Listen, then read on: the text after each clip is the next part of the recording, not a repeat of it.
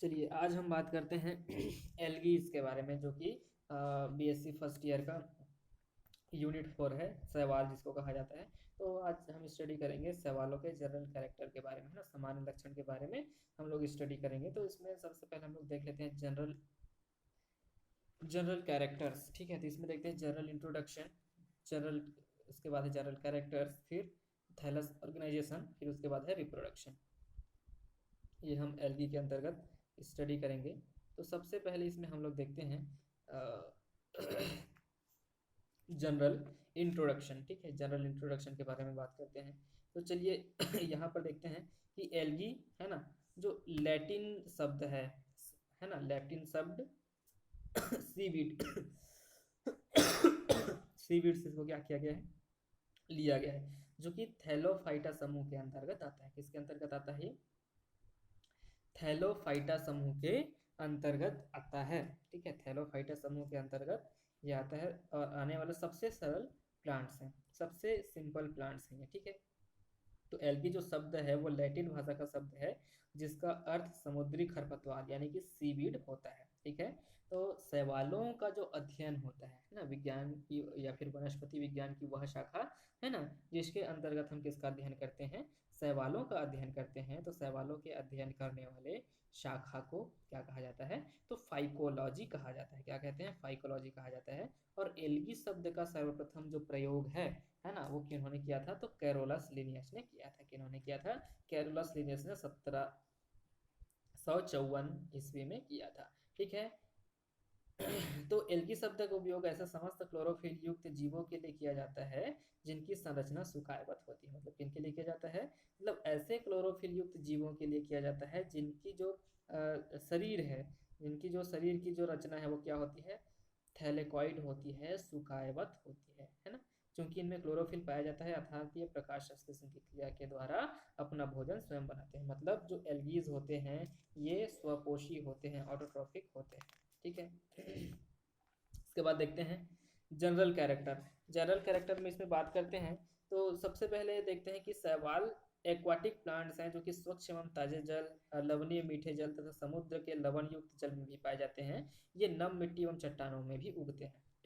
ठीक है, इसके बाद देखते हैं कि इसमें क्लोरोफिल पाया जाता है और ये स्वपोषी होते हैं। और वर्णकों के रूप में इसमें chlorophyll a, chlorophyll b, chlorophyll c, chlorophyll d, beta carotene, xanthophyll, fucoxanthin c एवं आर, फाइकोसाइनिन एवं फाइकोइरिथ्रिन प्रमुख रूप से इसमें वर्णक के रूप में पाए जाते हैं। ठीक है, इनका शरीर एक कोशिकीय हो सकता है, मंडलीय हो सकता है ना, मतलब कॉलोनियल भी हो सकता है। ठीक है, मल्टी सेल्यूलर हो सकता है, अशाखित हो सकता है, शाखित हो सकता है। ठीक है, फिलामेंटिस हो सकता है। ठीक है, तो ये अलग अलग प्रकार का जिनकी थैलस ऑर्गेनाइजेशन है वो पाया जाता है। इसके पश्चात देखते हैं ये मोटाइल हो सकते हैं। तो मोटाइल जो एल्गीज होते हैं इनमें लोकोमोशन के लिए फ्लैजिला पाया जाता है। फ्लैजिला 1 से 4 तक हो सकता है। ठीक है, तो प्रत्येक कोशिका के जीव द्रव्य में क्लोरोप्लास्ट, माइटोकॉन्ड्रिया, केंद्रक, गाल्जिकाय, है ना, आई स्पॉट और कॉन्ट्रेक्टाइल वैक्यूल्स आदि पाए जाते हैं। क्योंकि ये यूकैरियोटिक सेल्स होते हैं। ठीक है, प्रोकैरियोटिक नहीं होते हैं बैक्टीरिया की तरह। ठीक है, तो इसमें सभी डेवलप्ड सेल ऑर्गेनेल्स जो हैं वो पाए जाते हैं। ठीक है, तो अधिकांश शैवालों में भोज्य पदार्थ जो होते हैं वो स्टार्च के रूप में संग्रहित होते हैं और कुछ शैवालों में बैसिलोइयोफाइसी और जेंथोफाइसी में वसा एवं तेल की बूंदों के रूप में जो भोज्य पदार्थ है वो संग्रहित होते हैं।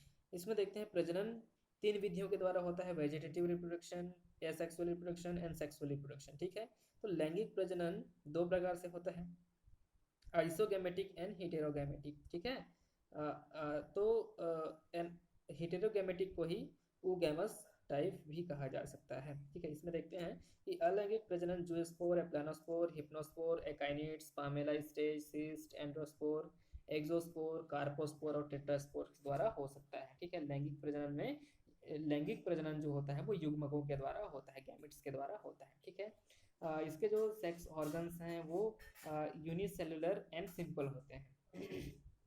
ठीक है, आफ्टर आफ्टर फर्टिलाइजेशन जाइगोट का फॉर्मेशन होता है और जाइगोट के अंकुरन के समय अर्धसूत्री विभाजन होता है और जाइगोट के द्वारा थैलस का क्या होता है? निर्माण होता है। पादप शरीर जो होता है वो थैलेकॉइड होता है, अर्थात ये जड़ तृण पत्ती में विभेदित नहीं होता। थैलस हम किसको कहते हैं, मतलब ऐसा प्लांट बॉडी जिसको हम लोग रूट स्टेम एंड लीफ में डिवाइड नहीं कर सकते हैं, तो इस प्रकार के जो थैलस जो प्लांट बॉडी होता है उसको हम लोग क्या कहते हैं, थैलस कहते हैं। ठीक है। और साथ ही साथ इसमें एक स्पष्ट अल्टरनेशन ऑफ जनरेशन पाया जाता है, सो स्पष्ट पीढ़ी एकांतरण में पाया जाता है, जैसे कि हिप्लोबायोटिक हो गया, डिप्लोबायोटिक, हेप्लो डिप्लोबायोटिक, ठीक है, हेप्लॉन्टिक, डिप्लॉन्टिक, इस प्रकार का जो अल्टरनेशन ऑफ जनरेशन है वो इसमें पाया जाता है। अब देखते हैं थैलस ऑर्गेनाइजेशन इन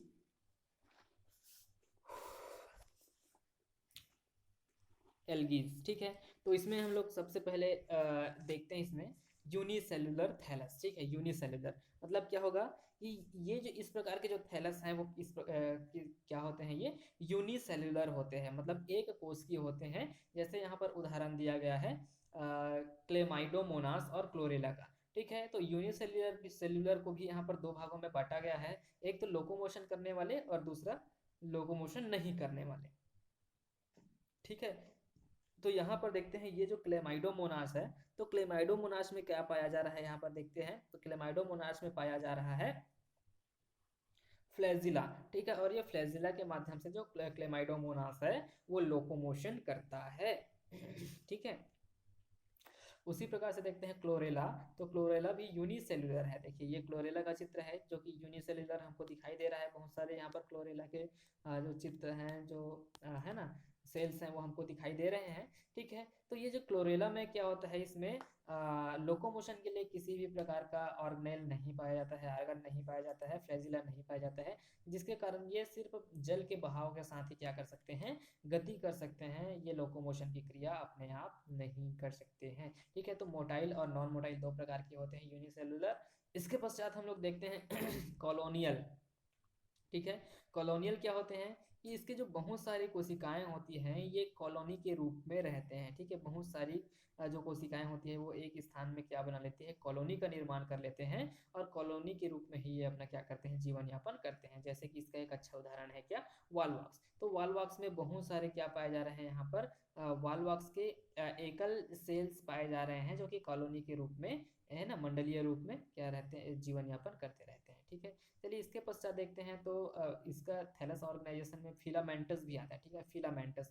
ठीक है, तो फिलामेंटस बहुत सारे प्रकार के होते हैं, इसमें फर्स्ट नंबर देखते हैं फिलामेंटस अनब्रांचेड, मतलब इसका उदाहरण क्या है, स्पाइरोगाइरा। मतलब ये फिलामेंट के समान तो होते हैं, ये तंतु के समान तो होते हैं इस प्रकार से, लेकिन इनमें किसी भी प्रकार की शाखाएं नहीं पाई जाती है। ठीक है, किसी प्रकार की इसमें क्या नहीं पाई जाती है, शाखाएं नहीं पाई जाती है, और शाखाओं के नहीं पाए जाने के कारण इसको क्या कहा जाता है, फिलामेंटस अनब्रांचेड एल्गी कहते हैं। और इसका अच्छा उदाहरण क्या है, स्पाइरोगाइरा। ठीक है, स्पाइरोगाइरा इसका क्या है, अच्छा उदाहरण होता है। चलिए इसके आगे देखते हैं फिलामेंटस ब्रांचेड। ठीक है, फिलामेंटस ब्रांचेड, तो फिलामेंटस ब्रांचेड को भी और भागों में डिवाइड किया गया है। तो इसमें फर्स्ट नंबर है, ए नंबर है सिंपल ब्रांचेड। ठीक है, क्या होता है, सिंपल ब्रांचेड, तो इसका उदाहरण क्या है, क्लेडोफोरा। ठीक है, देखिए ये एक सिंपल ब्रांच यहाँ पर हमको दिखाई दे रहा है, किसी भी प्रकार का हिटरो ट्राइकस टाइप का हमको ब्रांच हमको दिखाई नहीं दे रहा है। ठीक है, तो ये सिंपल ब्रांचेड होते हैं, जिसका एक अच्छा उदाहरण क्या है, क्लेडोफोरा होता है। ठीक है, अब देखते हैं हिटेरोट्राइकस, है ना, हिटेरोट्राइकस को देखते हैं तो ये ड्रेपेन नेल्डियोप्सिस। ठीक है, ड्रेपेन नेल्डियोप्सिस नामक जो शैवाल होते हैं इसमें हमको देखने को मिलता है। तो यहाँ पर हमको विषम शाखित जो शाखाएं हैं हमको देखने को मिलती है ना, बहुत सारी विषम शाखित शाखाएं है ना इस पौधे में हमको देखने को मिलती है, एल्गी में देखने को मिलती है। तो इस प्रकार की जो ब्रांचेस होते हैं इसको हम लोग क्या कहते हैं, हिटेरोट्राइकस, और इसका एक अच्छा उदाहरण क्या है, ड्रेपेन नेल्डियोप्सिस। ठीक है, चलिए इसके पश्चात देखते हैं साइफोनियसेसियस। ठीक है, साइफोनेसियस। ठीक है, साइफोनेसियस क्या होते हैं, किसको कहा जाता है साइफोनेसियस, तो यहाँ पर हम लोग देखते हैं ये नालवत होते हैं, किसके समान होते हैं, नालवत होते हैं, क्योंकि इसका जो थैलस है ना, इसके थैलस के मध्य में क्या नहीं पाया जाता है, सेप्टम नहीं पाया जाता है। ठीक है, जिसके कारण ये साइफोनेसियस स्ट्रक्चर प्रदर्शित करते हैं, नालवत संरचना क्या करते हैं, ये प्रदर्शित करते हैं। ठीक है, तो इसके नलिका में क्या पाए जाते हैं, बहुत सारे, है ना, जो न्यूक्लियस हैं वो पाए जाते हैं। तो ये मल्टी न्यूक्लिएटेड होते हैं। ठीक है, क्या होते हैं ये, multi nucleated, unicellular and multi nucleated ये होते हैं। ठीक है, तो इस प्रकार से साइफोनेसियस हो गया। इसका एक अच्छा उदाहरण क्या है, तो वाउचेरिया, है ना। साइफोनेसियस में किस कौन आता है, एक साइफोनेसियस का अच्छा उदाहरण क्या है, तो वाउचेरिया, एक वाउचेरिया इसका एक अच्छा उदाहरण होता है। ठीक है, चलिए इसके बाद देखते हैं, इसके बाद है मल्टी एक्सियल स्यूडो पेरेंकाइमेटास। ठीक है, इसका एक अच्छा उदाहरण है पॉलीसाइफोनिया। तो पॉलीसाइफोनिया में हमको बहुत सारे जो पेरेंकाइमेटास, जो टिश्यूज के समान हमको संरचनाएं दिखाई देती है, लेकिन ये क्या होते हैं, स्यूडो पेरेंकाइमेटास होते हैं। ठीक है, तो ये भी एक मल्टी एक्सियल, मतलब यहाँ पर बहुत सारे जो एक्सिस हैं, मेन एक्सिस हैं, वो पाए जाते हैं। चलिए इसके पश्चात देखते हैं फ्लैट पेरेंकाइमेटास। ठीक है, फ्लैट पेरेंकाइमेटास का एक अच्छा उदाहरण है अल्वा। ठीक है, ये फ्लैटेड होता है ना, और ये पेरेंकाइमेटास होता है। पेरेंकाइमा के समान हमको ये क्या होता है, दिखाई देता है, पेरेंकाइमा टिश्यूज के समान हमको दिखाई देता है। तो इसका एक अच्छा उदाहरण क्या है, अल्वा। ठीक है, अल्वा इसका एक अच्छा उदाहरण होता है। ठीक है, चलिए आगे देखते हैं। इसके बाद है फ्लैसी पेरेंकाइमेटास। ठीक है, फ्लैसी पेरेंकाइमेटास। ठीक है, तो फ्लैसी पेरेंकाइमेटास का जो उदाहरण है वो क्या है, सारगासम। ठीक है, पहले हमने क्या देखा था, फ्लैट पेरेंकाइमेटास, उसके बाद क्या है, फ्लैसी पेरेंकाइमेटास।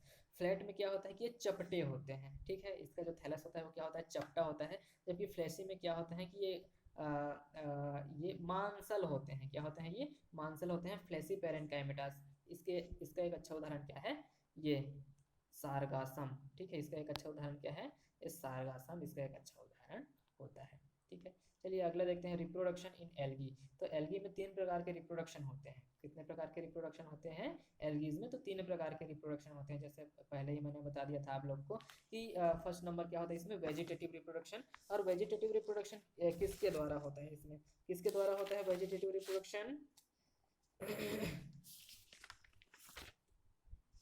ठीक है, तो इसमें फ्रेगमेंटेशन के द्वारा। ठीक है, बाई फ्रेगमेंटेशन। वेजिटेटिव जो रिप्रोडक्शन है वो किसके द्वारा होता है, बाई फ्रेगमेंटेशन के द्वारा, है ना। मतलब एक जो एल्गी का थैलस है वो किसी भी कारण से 2 भागों में बट जाता है, फ्रेगमेंट्स में बढ़ जाता है, और एक एल्गी के नए पौधे का क्या होता है, निर्माण होता है। उसी प्रकार से बडिंग के द्वारा, है ना, बडिंग के द्वारा भी क्या होता है, कलिकायन के द्वारा, है ना, इसमें वेजिटेटिव रिप्रोडक्शन होता है।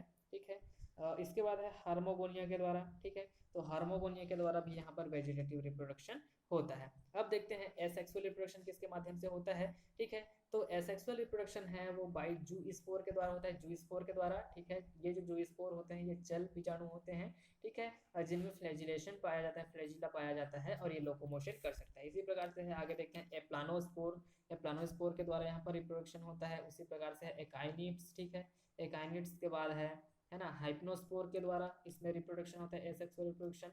और उसी प्रकार से है क्या, ऑटोस्पोर, एंडोस्पोर, टेट्रास्पोर, पामेला स्टेज। ठीक है, इन सभी के द्वारा क्या होता है, एल्गीज में एसेक्सुअल रिप्रोडक्शन होता है। ठीक है, अब इसमें हम लोग देखते हैं सेक्सुअल रिप्रोडक्शन के बारे में। तो सेक्सुअल रिप्रोडक्शन यहाँ पर 2 प्रकार का दिखाई दे रहा है हम लोग को, isogamous sexual reproduction and heterogamous sexual reproduction. ठीक है, तो आइसोगैमस सेक्सुअल रिप्रोडक्शन में क्या होता है कि यहाँ पर मतलब सेक्सुअल रिप्रोडक्शन है, मतलब गैमेट का फॉर्मेशन तो होगा। ठीक है, अपोजिट गैमेट का फ्यूजन तो होगा, है ना। लेकिन आइसोगैमस सेक्सुअल रिप्रोडक्शन क्या है कि बनने वाले जो गैमेट्स हैं, मेल एंड फीमेल गैमेट्स, ठीक है, वो अपनी संरचना और आकारिकी में क्या होते हैं, समान होते हैं। तो इस प्रकार का जो रिप्रोडक्शन पाया जाता है, जो सेक्सुअल रिप्रोडक्शन पाया जाता है, उसको क्या कहते हैं, आइसोगैमस सेक्सुअल रिप्रोडक्शन कहा जाता है। ठीक है, उसी प्रकार से हेटेरोगैमस सेक्सुअल रिप्रोडक्शन क्या किसको कहेंगे, ये 2 प्रकार का होता है, ऊगैमस और एनाइसोगैमस। ठीक है, oogamous type of and anisogamous type of ये होता है। ठीक है, तो ये ऊगैमस क्या होता है उसके बारे में बात करते हैं। तो मेल गैमेट जो होता है वो फीमेल रिप्रोडक्टिव ऑर्गन के अंदर में जाकर के फीमेल गैमेट को फर्टिलाइज करता है। तो इस प्रकार का जो रिप्रोडक्शन होता है इसको हम लोग ऊगैमस टाइप ऑफ रिप्रोडक्शन कहते हैं। ठीक है, एनाइसोगैमस में क्या होगा कि यहाँ पर, है ना, जो गैमेट्स होंगे वो कार्य और अकार्यकी में क्या होंगे, अलग अलग होंगे। ठीक है, तो इस प्रकार का जो रिप्रोडक्शन होता है इसको हम लोग क्या कहते हैं, एनाइसोगैमस सेक्सुअल रिप्रोडक्शन कहते हैं। ठीक है, ये हो गया इनमें रिप्रोडक्शन। और आगे हम लोग बात करेंगे शैवालों में पाए जाने वाले पीढ़ी एकांतरण के बारे में। ठीक है, शैवालों में पाए जाने वाले पीढ़ी एकांतरण के बारे में बात करेंगे। ठीक है, तो यहाँ पर बहुत सारे जो पीढ़ी एकांतरण है कि स्पष्ट पीढ़ी एकांतरण जो होता है वो शैवालों में पाया जाता है। ठीक है, जैसे कि हैप्लॉन्टिक अल्टरनेशन ऑफ जनरेशन है। ठीक है ना। उसके बाद डिप्लॉन्टिक अल्टरनेशन ऑफ जनरेशन है, डिप्लोहैप्लॉन्टिक अल्टरनेशन ऑफ जनरेशन है, हेप्लोबायोन्टिक अल्टरनेशन ऑफ जनरेशन है। और उसी प्रकार से है ना डिप्लोबायोन्टिक अल्टरनेशन ऑफ जनरेशन जो होता है वो किस में पाया जाता है, एल्गीज में पाया जाता है। ठीक है, तो इस प्रकार से जो अल्टरनेशन ऑफ जनरेशन है वो हमको देखने को शैवालों में मिलता है। तो आगे लेक्चर में हम इसका स्टडी जो है वो करेंगे। ठीक।